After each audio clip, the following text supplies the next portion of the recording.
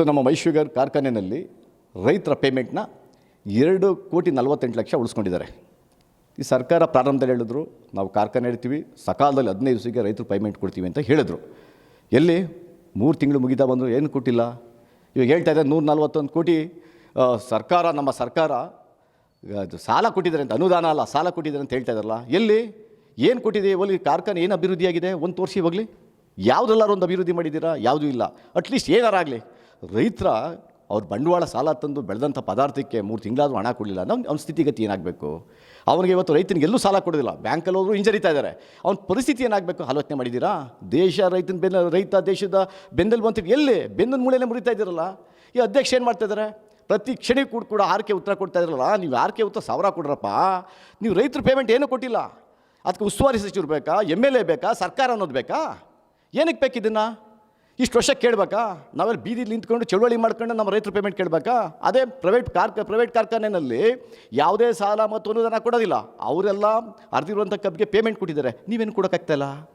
ಅಲ್ಲಿ ಉದ್ದೇಶ, ನಿಮ್ಮ ಉದ್ದೇಶ ಕೇವಲ ನಿಮ್ಮ ಬದುಕನ್ನು ಕಟ್ಕೊಳ್ಳೋಕೋ ಇಲ್ಲ ರೈತನ ಬದುಕನ್ನು ಹಸನ್ ಮಾಡೋಕ್ಕೋಸ್ಕರ ಕಾರ್ಖಾನೆ ಇದೆಯೋ ಹೇಳಿ. ಇವಾಗ ಮಂತ್ರಿಗಳು ಹೇಳ್ತಾ ಇದ್ದಾರೆ ಪ್ರತಿ ವಾರಕ್ಕೂ ಬಂದು ಮಂಡ್ಯ ವಿಸಿಟ್ ಮಾಡ್ತಾಯಿದ್ದೀರಿ, MLA ನಿರಂತರವಾಗಿದ್ದೀರಿ. ಏನು ಮಾಡ್ತಾಯಿದ್ದೀರಿ? ಒಂದು ಕಾರ್ಖಾನೆ ಉಳಿಸ್ಕೋಕ್ಕಾಗಲಿಲ್ಲ ಅಂದಮೇಲೆ ಆ ಸಂಬಂಧಪಟ್ಟ ರೈತರಿಗೆ ನೀವು ಪೇಮೆಂಟ್ ಕೊಡೋಕ್ಕಾಗಲಿಲ್ಲ. ಏನಕ್ಕೆ ಇದೆಯಲ್ಲ? ನಿಮ್ಮ ಒಂದು ಶ್ರಮ ಏನಕ್ಕೆ ಬಂತು? ವ್ಯರ್ಥ ಇದ್ದಂಗೆ ಅಲ್ವಾ? ನೀವು ಬೇರೆ ಕಾಮಗಾರಿ ಮಾಡಿ, ನಮ್ಮದೇನು ಅದರಲ್ಲಿ ನಮ್ಮದೇನು ಪ್ರಶ್ನೆ ಇಲ್ಲ.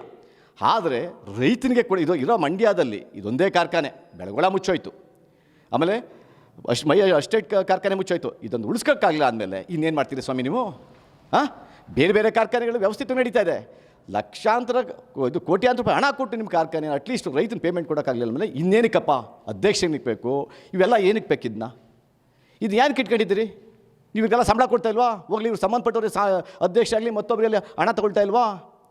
ಇದಕ್ಕೆಲ್ಲ ನಿಮ್ಗೆ ಹಣ ಕೊಡೋಕ್ಕಾಗುತ್ತೆ? ಇದಕ್ಕೇನು ರೈತರ ಹೊಡೆದಿರುವಂಥ ಕಬ್ಬಿಗೆ ಯಾಕೆ ನಿಮ್ಮ ಕೈಯಲ್ಲಿ? ಇದು ನಾಚಿಕೆಡಿನ ಸಂಗತಿ ಅಲ್ವ ಇದು? ಇದೆಲ್ಲ ಕೇಳಿದ್ರೆ ತಪ್ಪು.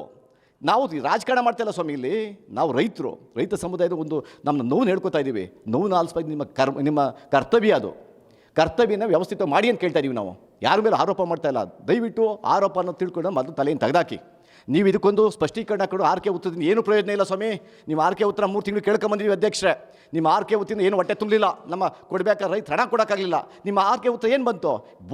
ಪೊಳ್ಳಿನ ಒಂದು ಭರವಸೆಯನ್ನು, ಪೊಳ್ಳಿನ ಒಂದು ಆರ್ಕೆ ಉತ್ತರ ಅದು. ಇದು ವ್ಯವಸ್ಥಿತವಾಗಿ ಸಮಸ್ಯೆನ ಬಗೆಹರಿಸುವಂಥ ಒಂದು ಮಾತುಕತೆಯಲ್ಲ, ಒಂದು ಹೇಳಿಕೆ ಅಲ್ಲ ಅಂತ ನಾನು ಈ ಸಂದರ್ಭದಲ್ಲಿ ಹೇಳೋಕ್ಕೆ ಇಚ್ಛೆಪಡ್ತೀನಿ.